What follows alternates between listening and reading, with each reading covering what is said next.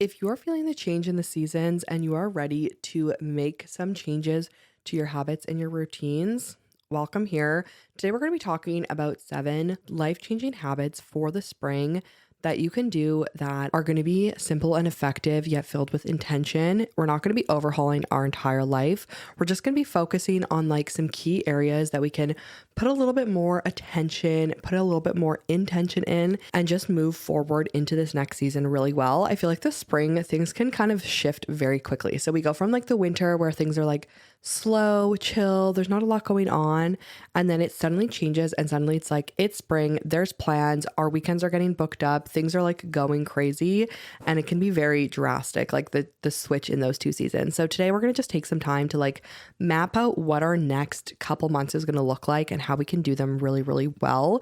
We're not going to focus on like adding a whole bunch of new things, but rather on just shifting our mindset and shifting like the micro habits that we're already doing and being very focused around just living our best life, creating the best habits and routines possible in order to let us thrive. If you are like me, a like type B girly, maybe a mom, someone who gets a little bit forgetful, overstimulated, overwhelmed, but still craves that sense of like intentionality and wants to have wellness and habits be a good part of their life, welcome to the club. We chat all about this, so make sure that you are following along. I have my Instagram linked below. Give me a follow and make sure that you're subscribed so that you don't miss out on more videos like this. The first thing that I want to encourage you to do is to make sure that you're getting outside, getting sunlight first thing in the morning.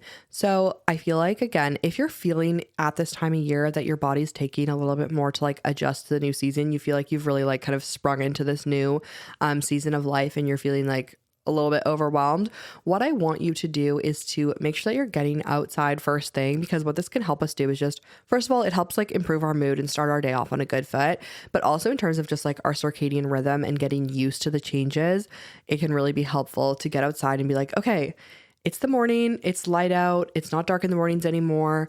I can breathe the fresh air. It's like not freezing cold out anymore. And so it just helps to be able to transition your body into this next season well. And also just like starting your day off after being outside. I feel like I also always feel like in such a better mood if I go outside in the morning.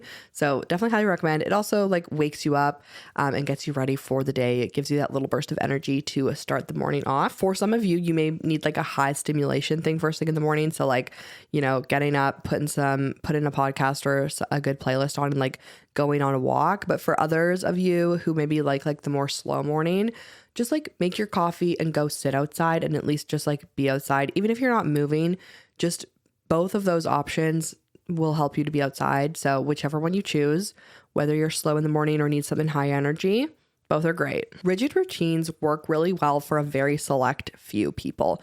What works even better is having options. Most people thrive off of being able to have options, having a little bit of sense of spontaneity. And so creating a morning menu or like a spring menu for yourself is a way to do this that can feel very exciting and give yourself different options of things to do. What I used to do is I would try to follow the same routine every single day. So I would be like, okay, it's the spring, I'm motivated, I'm ready to get back on track, I'm ready to do all of my habits. And I would write out this like extensive morning routine that was so unrealistic for the stage of life that I was in. And I would try to follow it and then be so disappointed when I didn't. And so what I highly encourage is for this season, create a list of different things that you can do in the morning. So maybe, again, we'll go back to like, you know, maybe you're going to go on a walk. Maybe you're going to go on a run. Maybe you're going to sit outside with your coffee and you're going to journal. Maybe you're going to read a book. Maybe, you know, there's endless different things that you could do in the morning. And so I would highly recommend thinking of those options, writing them down, having them accessible to you, maybe print them out. I have a little template if you wanted to create something, like print it out, put it on your fridge, and then give yourself different options. I highly recommend switching these up. I have one that's like for the winter, and then I also have one for the spring. And the spring one is very different because there's a lot of things on there that you like, you know, the outdoor activities, the things that are more spring, summer dependent. So I would highly recommend taking some time to do that. Some more examples to get you started is like you could write out your non-negotiables. So maybe your non-negotiables are like taking your meds, brushing your teeth, doing your skincare, making breakfast. Those are like your non-negotiables. Then you could have things that are like maybe things that you want to do, like stretch, journal, go on a walk, read your book. And then you could have like a section of just like bonus things that are like fun things that you can add in, but you're not going to do them every single day. Doing this is something that can just really honor your like energy energy and bandwidth that you have each day, as well as factoring in like those real life responsibilities that we all have and things that come up, without creating any type of like shame or feeling guilty when we don't actually do the full morning routine that we think we're supposed to be doing. The next thing is taking the time to truly romanticize one daily task of yours. Lately for me, this has been drinking my water and taking my supplements. You don't always need to like fully refresh and like completely abandon the routines that you're doing. Sometimes you just need to like add in a little bit of like sensory or add in a little bit of feel good moments to those things. So an example for me is I've been trying to be better at taking like my supplements and doing my evening routine. And so I decided like I was already kind of doing them, but I wasn't thinking about it as like a routine or a ritual. And I started to be like, okay, I want to make this into something that I feel like romanticized about, that I feel like I'm looking forward to. That's like a good thing. So what I've been doing is in the evenings is I have my little like alarm clock that has a light in it. And so I've been changing it to red light. So in the evenings, it's like on the red light.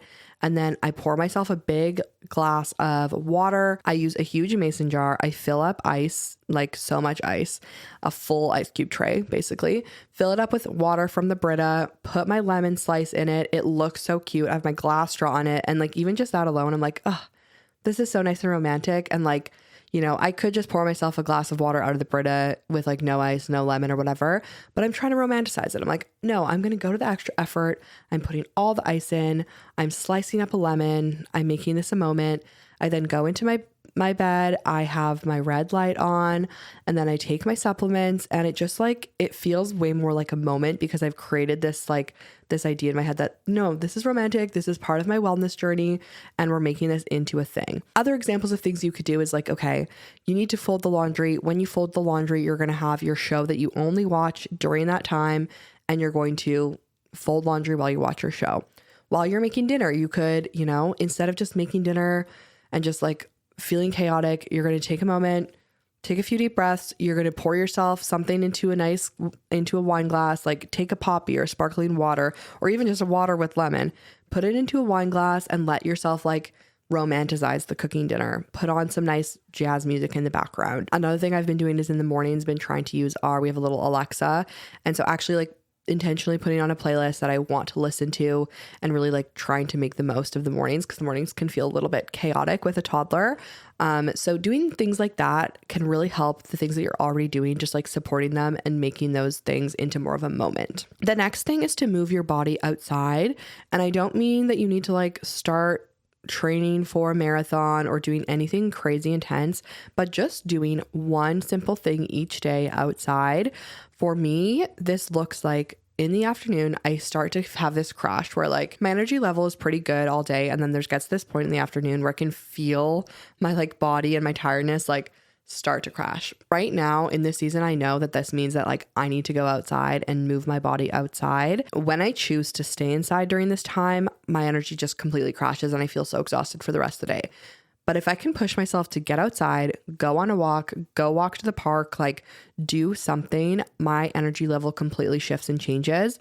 So the next time that you're feeling like so burnt out at like, 2 p.m., 3 p.m., instead of reaching for like another, caffeinated beverage, energy drink, coffee, all the things, just try and going and doing something outside. I promise, like just go and do that first and then tell yourself like, okay, I just need to go and do something outside for like 10, 15 minutes.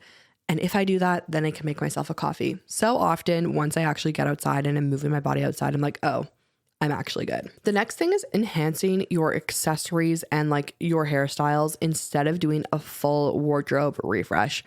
During this time of year, I want to buy thousands and thousands of dollars worth of new clothes.